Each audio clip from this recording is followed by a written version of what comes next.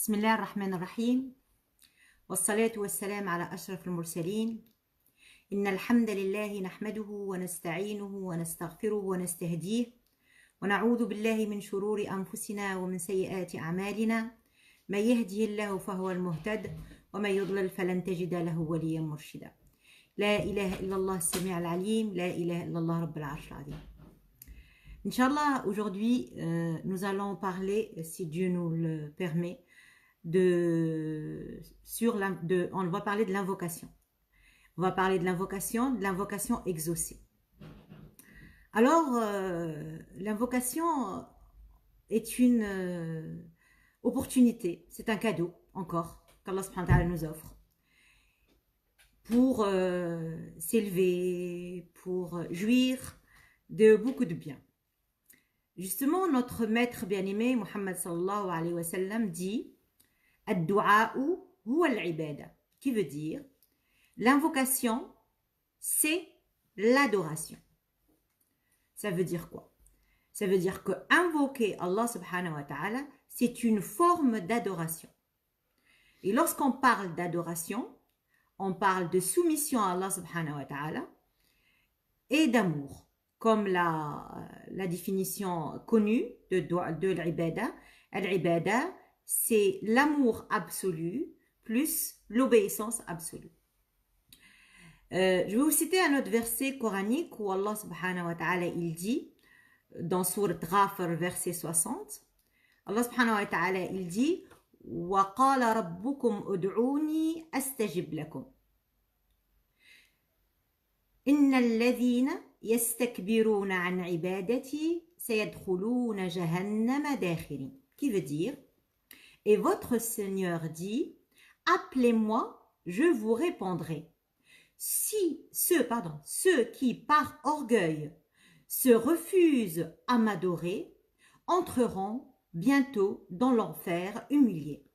Donc on voit ici qu'Allah subhanahu wa ta'ala nous demande, nous appelle à l'appeler, à l'implorer, et qu'il est là pour nous répondre. À chaque fois qu'on l'appelle, il est là pour nous répondre. Et après, il dit, ceux qui par orgueil se refusent de m'implorer, refusent, il dit, de m'adorer, entreront bientôt en enfer.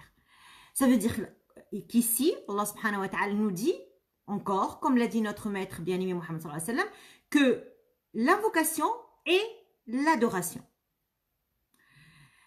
C'est une adoration parce que on est dans une posture de soumission à Allah subhanahu wa ta'ala et on lui exprime notre besoin de lui.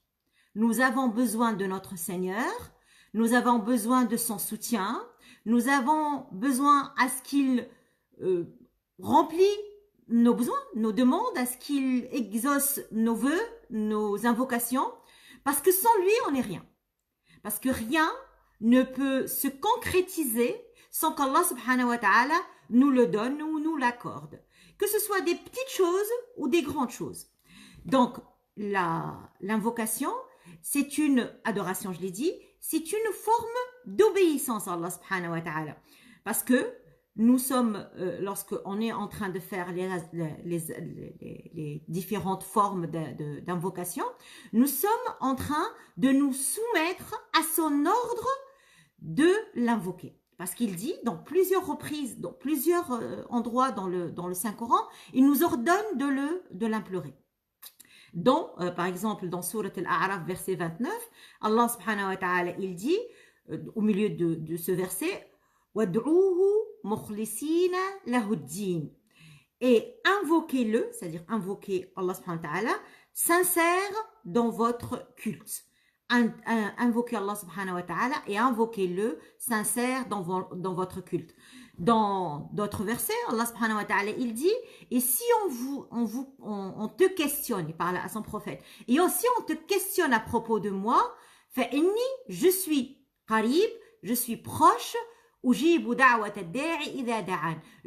j'exauce l'invocation de celui qui m'invoque.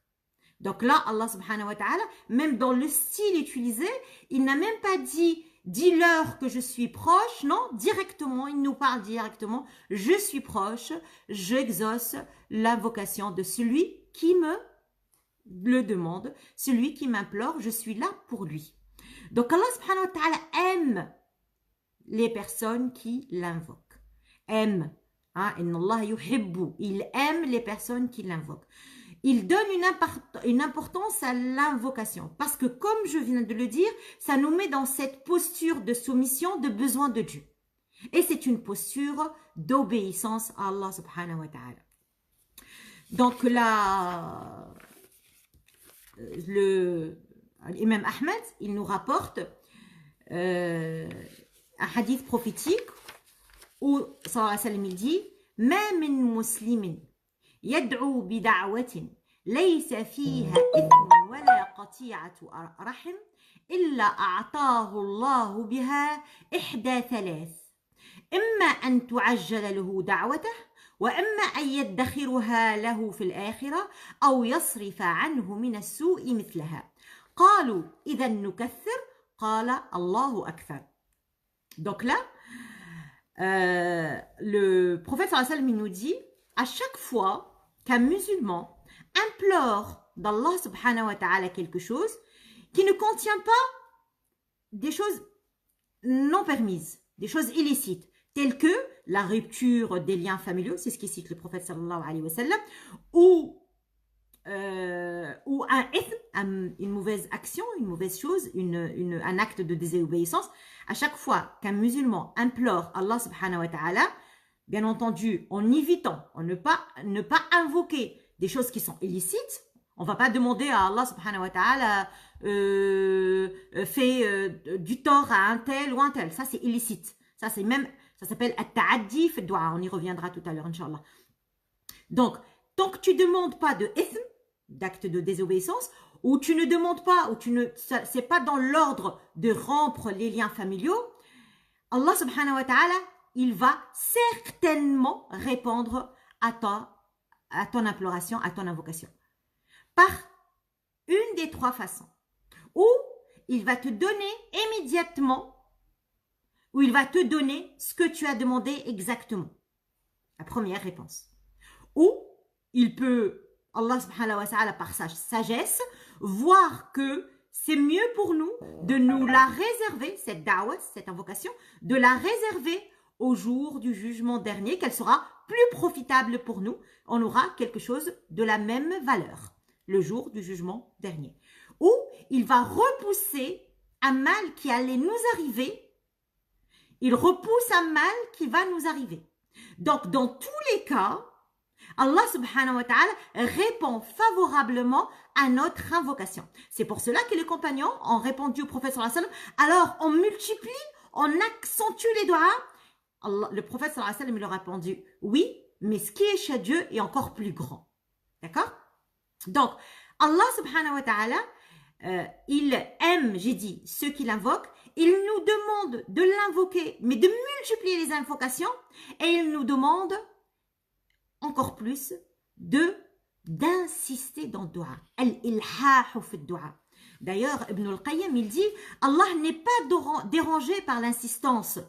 Au contraire, il aime ceux qui insistent dans le dua. Et il aime être invoqué, subhanahu wa ta'ala. Et il se met, attention, il se met en colère s'il n'est pas imploré, par arrogance, ce qui a été cité dans le verset précédent. Ça veut dire que si la personne refuse d'implorer Allah subhanahu wa ta'ala par arrogance, oh, j'ai pas besoin, oh, je me suffis à moi-même, oh, je ne sais pas quoi, bah celle-là, malheureusement, Allah subhanahu wa ta'ala se mettra en colère contre elle, et malheur, malheureusement, et malheur à celui qui a attiré la colère d'Allah subhanahu wa ta'ala. Donc, les actes ou les invocations sont aimées par Allah subhanahu wa ta'ala, et comment dirais-je, valorisées par Allah subhanahu wa ta'ala, aimées. Leur auteur, elle est aimée par Allah subhanahu wa ta'ala. Malheureusement, ceux qui l'invoquent pas, par arrogance, par orgueil, bah, ils vont subir la colère d'Allah subhanahu wa ta'ala. Donc, il faut faire attention à cela. On l'invoque et on insiste dans l'invocation. Qu'est-ce que ça veut dire? Kathir, multiplie. Est-ce que multiplier en nombre ou diversifier les invocations ou insister sur la même invocation? Alors, le croyant doit multiplier les invocations. Il doit insister, c'est-à-dire répéter sans cesse. Et ceci ne dérange pas Dieu. Au contraire, il lui fait plaisir. Et ça nous fera arriver à notre but, à ce que nos invocations seront, Inch'Allah, exaucées. Et justement, lorsqu'on est dans un état d'invocation, on sent cette relation se met entre les mains d'Allah subhanahu wa ta'ala, on essaye de se rapprocher de lui de mieux que nous pouvons, avec les meilleures des paroles, avec les meilleures de formules, et c'est une attitude très belle et très élevée, aimée par Allah subhanahu wa ta'ala, et même son auteur, c'est-à-dire nous, si on l'a fait, on se sent élevé, et on se sent à proximité d'Allah subhanahu wa ta'ala, on se sent accompagné et accueilli par Allah subhanahu wa ta'ala dans notre invocation. Dans Ibn al-Qayyim, il dit aussi, Allah préfère ces créatures qu'il implore le meilleur, Allah préfère ces créatures qu'il implore le plus et le mieux. Il aime ceux qui insistent dans dua, et chaque fois qu'un serviteur insiste dans sa demande, Allah l'aime, le rapproche et lui donne ce qu'il a demandé. Donc, al-ikthar, j'ai dit, c'est insister et diversifier. Insister et diversifier. Donc, le musulman demande à son Seigneur toutes choses, des biens de cette vie ci-bas et des biens de l'au-delà. Et il insiste et il répète. Il n'y a pas quelque chose qu'on n'a pas le droit de demander à Dieu. Le prophète sallallahu alayhi wa sallam, il dit dans un hadith, même le fait de réparer, si tu as une chaussure qui s'est abîmée, le fait de réparer ta chaussure, demander à Allah subhanahu wa ta'ala qu'il t'aide, bah Allah subhanahu wa ta'ala, ça ne le dérange pas. On peut tout demander. Le tout, c'est de ne pas demander des choses illicites. On est clair. On ne demande pas qu'un mal arrive à un tel, ou je ne vais pas demander d'être éternel. Parce que ceci, je deviendrai, qu'Allah subhanahu wa ta'ala nous préserve, comme le diable. C'est lui qui a demandé d'être éternel. Donc, on demande les choses raisonnables, logiques, plausibles, le bien de cette vie ci-bas et le bien de l'au-delà. Et d'ailleurs, je vous ai écrit une des invocations les plus globales qui est dans Surat al-Baqarah, verset 201, si je me rappelle bien, qui dit « Rabbana atina fid dunya hasana wa fil akhirah hasana wa qina adhaban nar » Seigneur, donne-nous le bien dans cette vie ci-bas, le bien dans l'au-delà, et préserve-nous du châtiment de l'enfer. Alors cette dua, elle englobe tout. Lorsque je dis « Seigneur, donne-moi » ou donne-nous le bien dans cette vie ci-bas, ou de cette vie ci-bas, tout le bien. Ben, le bien, il comporte la santé, il comporte la richesse, il comporte les enfants bienveillants, il comporte les parents aimants, il comporte la belle voiture, la maison où on est à l'aise, ça comporte tout en fait. C'est une invocation d'une beauté, c'est une invocation divine, hein? C'est une invocation d'une beauté et surtout qu'elle englobe tout. Et lorsque je demande à Allah subhanahu wa ta'ala, Seigneur, donne-moi le bien de l'au-delà, ben, je demande tout. Dedans, c'est inclus tout. D'être accueilli par le prophète, de pouvoir être servi par ses propres mains, d'avoir le plus haut degré du paradis, et ainsi de suite. Donc, et puis, on demande encore, le verset n'est pas fini, la demande n'est pas finie, l'invocation, il dit et préserve-nous, protège-nous du châtiment de l'enfer. Ben, si Allah subhanahu wa ta'ala, on l'invoque sincèrement avec cette invocation, ben, Inch'Allah, certainement, nous aurons le bien dans cette vie ci-bas, le bien dans l'au-delà, et nous serons préservés du feu de l'enfer. Donc, c'est magnifique. Et Allah, ça lui retranche rien à ce qu'il possède, à son royaume, ce qu'il nous donne. Rien. Alors, c'est cité dans des textes coraniques, c'est que le mulk Allah, ce que Dieu possède, il est énorme. Il est étendu, et on ne le sait pas d'ailleurs, son étendue. Mais il peut donner et donner et donner encore, et il est toujours encore capable et toujours en train de nous donner, si on est sincère, bien entendu. Et lorsqu'on fait des invocations, notre cœur doit être bien présent. Parce que Allah subhanahu wa ta'ala ne répond pas à un cœur lahin, il dit. Lahin, c'est-à-dire distrait, occupé par quelque chose. Ma langue, ma bouche est en train de répéter l'invocation, mais ma tête, mon cœur sont en train de penser à autre chose. Ça marche pas. Il faut que je sois là, que j'essaye de méditer ce que je dis. Je le dis du plus profond de moi-même, de mon cœur. Ainsi, bi'idnillah, mon dua, mon invocation sera exaucée. Et lorsqu'on invoque Allah, il ne faut pas être hésitant. Je ne dois pas dire à Dieu, Seigneur, pardonne-moi si tu veux. Non, non, non, non, ça ne marche pas comme ça. Le prophète sallallahu alayhi wa sallam, il dit, إذا دعا أحدكم فلا يقل اللهم اغفر لي إن شئت ولكن ليعزم المسألة وليعظم الرغبة فإن الله لا تعاظمه شيء أعطاه. Ça veut dire quoi?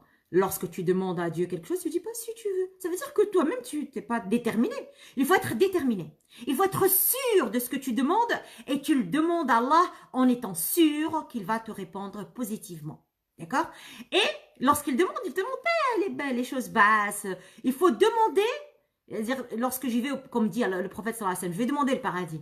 Le prophète a dit,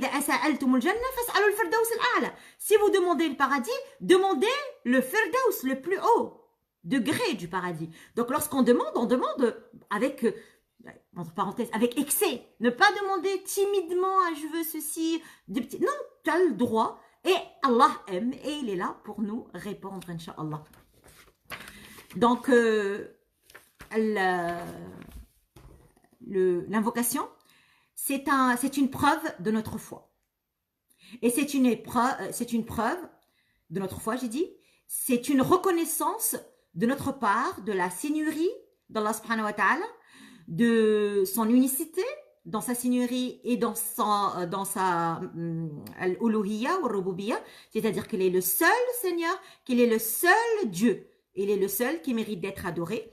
Et c'est une reconnaissance de ses noms et ses attributs. Parce que lorsqu'on s'adresse à lui, on est absolument convaincu qu'il est là, Mawjoud, et on est convaincu qu'il a les noms et les attributs avec les plus parfaits, et c'est par ces noms et ces attributs qu'on s'adresse à lui, on lui dit Ya Kaïm, Ya Ghafar, Ya Rahim, ainsi de suite, tout ça c'est ses noms et ses attributs. Nous, donc c'est une preuve de notre croyance, la dua, et c'est une reconnaissance de notre part de l'unicité d'Allah subhanahu wa ta'ala dans ces trois composantes de l'unicité.